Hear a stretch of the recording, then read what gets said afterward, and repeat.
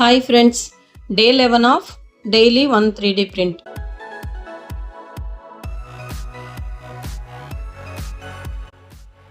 రీసెంట్గా ఒక క్లయింట్ మమ్మల్ని అప్రోచ్ అవ్వడం జరిగింది. అతను ఐఓటీ ప్రాజెక్ట్స్ అవి చేస్తుంటారు. సో దానికోసం కొన్ని 3D ప్రింటెడ్ ఆబ్జెక్ట్స్ అనేటివి ప్రింట్స్ కావాలని చెప్పి మనల్ని అయితే అప్రోచ్ అయ్యారు. సో తనేంటంటే ఐఓటీ ప్రాజెక్ట్స్ అన్నీ కూడా చేస్తూ ఉంటారనమాట. కాబట్టి కొంచెం అర్జెన్సీ ఉండి మనల్ని అయితే అప్రోచ్ అయ్యారు. సో తన కోసం అయితే మేము ప్రింట్స్ చేస్తున్నాము. అంటే తను డిజైన్ చేసిన మోడల్ని ఎస్టీఎల్ ఫైల్స్ని మనకు సెండ్ చేస్తారనమాట. ఆ తర్వాత మేమైతే ప్రింట్ చేస్తున్నాము.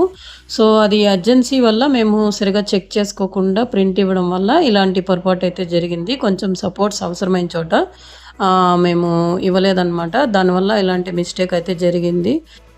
సో అగైన్ మనం ఒకసారి చెక్ చేసి మళ్ళీ ప్రింట్ ఇవ్వడం అయితే జరిగిందనమాట. సో ఫైనల్గా అయితే బాగా వచ్చింది.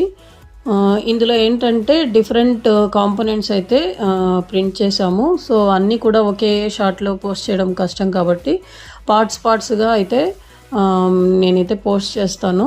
సో ఇలాగ మీరు కూడా మీ దగ్గర ఉన్న మోడల్స్ని, మీ దగ్గర ప్రింటర్ లేకపోతే ఎస్టీఎల్ ఫైల్స్ని సెండ్ చేసి కూడా మీరు ఏదైనా కాంపోనెంట్స్ ఇలాంటి ఆబ్జెక్ట్స్ ఏమైనా ప్రింట్ చేసుకోవాలంటే తప్పకుండా మమ్మల్ని అయితే కాంటాక్ట్ చేయండి.